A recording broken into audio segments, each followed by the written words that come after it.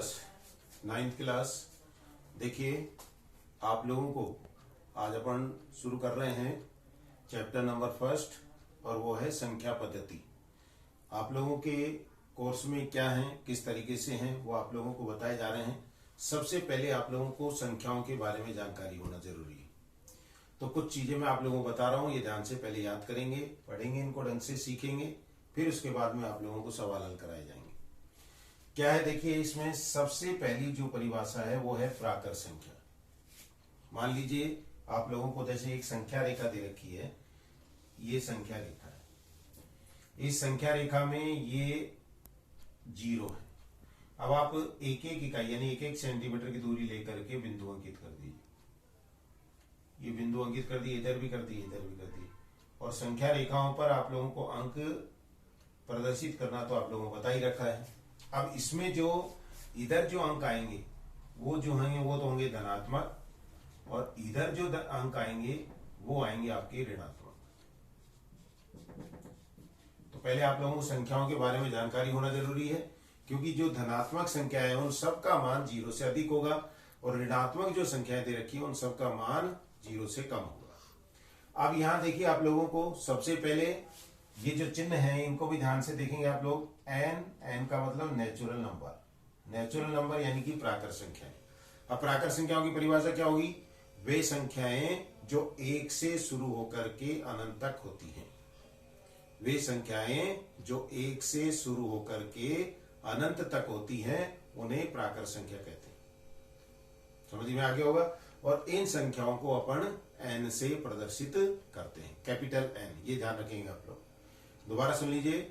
अगर मान लीजिए अपन कोई, अब जैसे यहां पर आप लोग खड़े हैं और आप लोग 0 से इधर यानी 1 2 3 4 5 इस तरीके से चलना शुरू कर दें, तो जो जो संख्या उठाते जाओ और इनको रखते जाओ अपने एक बैग के अंदर, तो इस तरीके से आप लोग क्या कर सकते हैं, 1 से लेकर के अनंत तक की संख्या अपने बैग में रख सकते हैं। तो वे संख्या जो 1 से शुरू हो और अनंत तक हो उन्हें क्या कहते हैं? प्राकृत संख्या कहते हैं। इसके बाद में आता है, अब देखो आप लोगों ने क्या किया, 1 से लेकर के आगे तक की संख्या उठा ली। अब आप 0 को भी उठा लो। तो 0 को उठा लेंगे, इसका मतलब क्या हो गया, आप 0 से लेकर और अनंत तक हो गई। तो वे संख्या, इनको बोलते हैं पूर्ण संख्या, होल नंबर। तो क्या होगा, देखिए वे संख्या जो 0 से शुरू होकर, वे संख्या जो 0 से शुरू होकर के अनंत तक होती हैं उन्हें पूर्ण संख्या कहते हैं। उन्हें क्या कहते हैं? पूर्ण संख्या। और इसको अपन W से रिप्रेजेंट करते हैं। किससे रिप्रेजेंट करते हैं? W से। अब आप 0 तक पहुंच गए। अब 0 से इधर यानी लेफ्ट में अपन आएंगे तो सारी संख्याएं ऋणात्मक होगी। तो -1 -2 -3 -4 -5।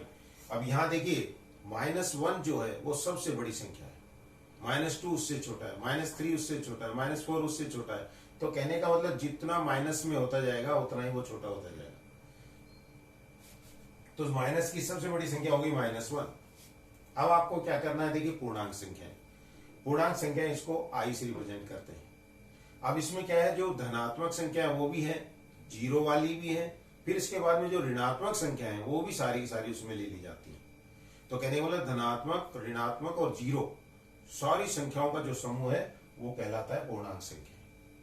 क्या कहलाता है? वो पूर्णांक संख्या कहलाता है। फिर इसके बाद में आता है परिमेय संख्या। परिमेय संख्या क्या है? रेशनल नंबर, यानी R से रिप्रेजेंट करेंगे इसको। अब परिमेय संख्या क्या होगी? वे संख्या जिनको हम P/Q के रूप में व्यक्त कर सकते हैं। P क्या है? अंश, और Q है हर। तो वे संख्या है जिनको अपन अंश बटा हर के रूप में यानी भिन्न के रूप में व्यक्त कर सकते हैं, उन्हें परिमेय संख्या कहते हैं। उन्हें क्या कहते हैं? परिमेय संख्या कहते हैं। अब जैसे मान लीजिए आप लोगों को ये दे रखा है जैसे 1/2, तो 1/2 क्या होगी? एक परिमेय संख्या होगी। 1/2 क्या होगी? एक परिमेय संख्या होगी। ऐसे ही आप 3/4, ये भी एक परिमेय संख्या होगी। ठीक है, क्योंकि अपन ने इसको P/Q के रूप में लिख दिया। अब कई बार पूछ लेते हैं कि 0 परिमेय है या नहीं है, तो 0 परिमेय संख्या है। कैसे? क्योंकि अपन 0/1 लिख सकते हैं। अगर आपसे कोई पूछे कि 15 परिमेय संख्या है या नहीं, तो है। क्यों है? क्योंकि अपन इसको 15/1 लिख सकते हैं। तो 15/1 यानी ये p बटे q के रूप में लिखी जा सकती है, और जो संख्या p बटे q के रूप में लिखी जा सकती है वो क्या होती है, परिमेय संख्या होती है। अब इसके बाद में एक टॉपिक और है आपका, वो है तुल्य परिमेय संख्या। अब तुल्य परिमेय संख्या कैसे ज्ञात करते हैं वो देखो। जैसे मान लीजिए आप लोगों को दे रखी है 1/2, 1/2 के तुल्य आपको 5 परिमेय संख्या लिखनी है।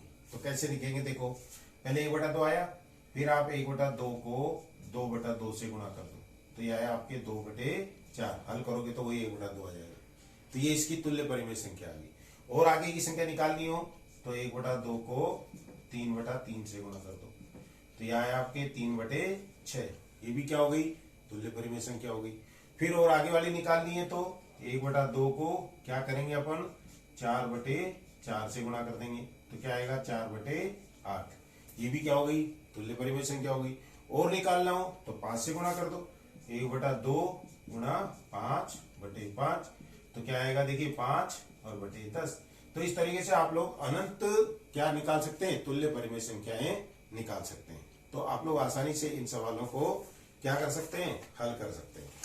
फिर इसमें और देखिए क्या है, जैसे मान लीजिए अब आप लोगों से पूछा जाए कि परिमेय संख्याओं के बीच की संख्या, ये तो हो गई आपकी परिभाषाएं आप लोगों को याद रखनी है। दोबारा से देख लीजिए एक बार। प्राकृत संख्या है 1 से लेकर अनंत तक, पूर्ण संख्या है 0 से अनंत तक, पूर्णांक संख्या है जिसमें प्लस माइनस और 0 भी शामिल हो वो पूर्णांक संख्या है, परिमेय संख्या है जिनको p बटा q के रूप में लिख सकते हैं। तुल्य परिमेय संख्या आप लोगों को बता दी किस तरीके से याद करनी है। फिर इसके बाद में आप लोगों के, जैसे मान लो आप लोगों को दिया गया है क्या, जैसे आपसे पूछा जाए कि 1 और 2 के बीच परिमेय संख्या ज्ञात करो। कितनी परिमेय संख्या, 5 परिमेय संख्या ज्ञात करनी। तो परिमेय संख्या ज्ञात करने के लिए एक सूत्र है, देखो a + b/2। यानी आपको दो संख्या दे रखी है, देखो कैसे कौन कौन सी दे रखी है, 1 और 2, इनके बीच में 5 परिमेय संख्या ज्ञात करनी है। तो पहले क्या करेंगे, देखो पहली परिमेय संख्या, पहली परिमेय संख्या कितनी आएगी, देखो 1 + 2/2, यानी इन दोनों को जोड़ दिया तो कितना आया, देखो ये आया आपके 3/2, पहली संख्या आ गई। अब और निकालनी हो तो क्या करेंगे, या तो आप इन दोनों को ले लो या इन दोनों के बीच का ले लो। तो क्या करेंगे, दूसरी परिमेय संख्या, दूसरी परिमेय संख्या कितनी आएगी, देखो 1 + 3/2 और बटे में 2, यानी इनका भी मध्यमान निकालो। तो कैसे निकालेंगे, देखो लघुत्तम कितना आया इसका, 2 आ गया। अब 1 का भाग दिया तो 2 बार गया, 2 एकम 2 और +3 और बटे में 2, तो कहने वाले ये आ गया आपके 5/4, ये दूसरी निकल गई। ऐसे आप लोग आगे और निकालना हो, जैसे तीसरी निकालनी हो तो 5 निकालनी है अपने को, तो क्या करेंगे अब जैसे मान लीजिए ये लिया, आप अपन ये दोनों भी ले सकते हैं। तो तीसरी परिमेय संख्या, तीसरी परिमेय संख्या देखो क्या करेंगे, 2 + 3/2 और बटे में 2, यहां पे 2/1 लिख दिया। अब ऊपर लघुत्तम कितना आएगा, देखो 2, तो 1 का भाग दिया तो 2 बार गया, 2 दूनी 4 और प्लस का 2 एकम 2 तो 3 और बटे में 2, तो कहने वाला कितना आ गया, 7/4 आ गया। और निकालना हो, जैसे चौथी निकालनी है तो चौथी निकालने के लिए क्या करेंगे, ये दोनों ले लो, ये ले लो, ये ले लो, इसका भी आधा निकाल दो। तो चौथी परिमेय संख्या ये आएगी आपके, देखो 1 + 7/4 और बटे में 2। अब ऊपर लघुत्तम कितना आ गया, 4, लघुत्तम कितना आ गया, 4, 1 का भाग दिया तो 4 बार गया, 4 का 1 बार गया तो 7 आ गया और बटे में 2, 7 और 4 11, 11/8 आ जाएगा। तो इस तरीके से आप लोग जितनी भी संख्या आपको ज्ञात करनी हो आप लोग ज्ञात कर सकते हैं। कितनी संख्या हो सकती है, ये अनंत संख्या हो सकती है। इसका एक मेथड और है, वो देखिए आप लोग। जैसे मान लीजिए आप लोगों को 1 और 2 के बीच की 5 परिमेय संख्या निकालनी है, तो इसका एक आसान तरीका और बताता हूं आप लोगों को। क्या है, देखो जैसे 1 और 2 5 संख्या निकालनी है, तो 1/1 और इसको लिख दिया 2/1, 1/1 और 2/1, कितनी निकालनी है, 5, तो इसको 6 से गुणा कर दो और इसको भी 6 से गुणा कर दो, ठीक है ना। अब 6 से गुणा करेंगे तो देखो क्या आएगा, 6 एकम 6, 6/6 आ गया और ये कितने आ गए 12/6। ठीक है ना। अब इनके बीच की 5 देखो कैसे आएगी। 6 के आगे क्या आएगा 7/6, फिर इसके बाद 8/6, फिर 9/6, फिर 10/6 और फिर 11/6। निकल गई 5 संख्या। तो ये आसान सा तरीका हो गया। अगर आप लोगों को इसी तरीके से एक सवाल और लेता हूं, जैसे मान लीजिए आप लोगों को दे रखा है 3 और 4, 3 और 4 ऐसा ही सवाल है। 3 और 4 के बीच की आप लोगों को कोई भी 3 संख्याएं निकालनी है। तो 3 संख्या निकालने के लिए पहले वाला जो मेथड है उस तरीके से भी कर सकते हैं, या फिर आप लोग डायरेक्ट भी कर सकते हैं। कैसे देखो, जैसे पहला निकालें, इसके लिए सूत्र क्या बताया था आपको, a + b/2। इसके बीच में अनंत संख्याएं हो सकती हैं, कुछ भी आंसर आ सकता है आप लोगों का, लेकिन होंगी इनके बीच की संख्या। जैसे देखो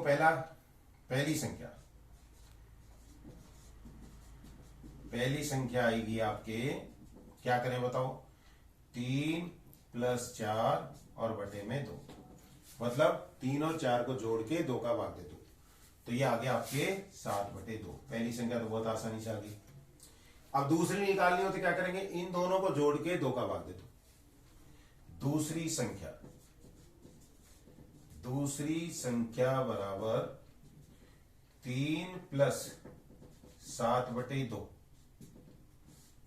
और बटे में 2। अब क्या करेंगे, देखो इसका लघुत्तम आ गया 2। अब 1 का भाग दिया तो 2 बार गया, 2 तिया 6 और प्लस कितना है 7 और बटे में 2। 7 और 6 कितने हो गए 13, तो 13/4। ये आ गई आपकी दूसरी संख्या। अब आपको निकालनी है तीसरी संख्या। तो तीसरी संख्या देखो कैसे निकालेंगे।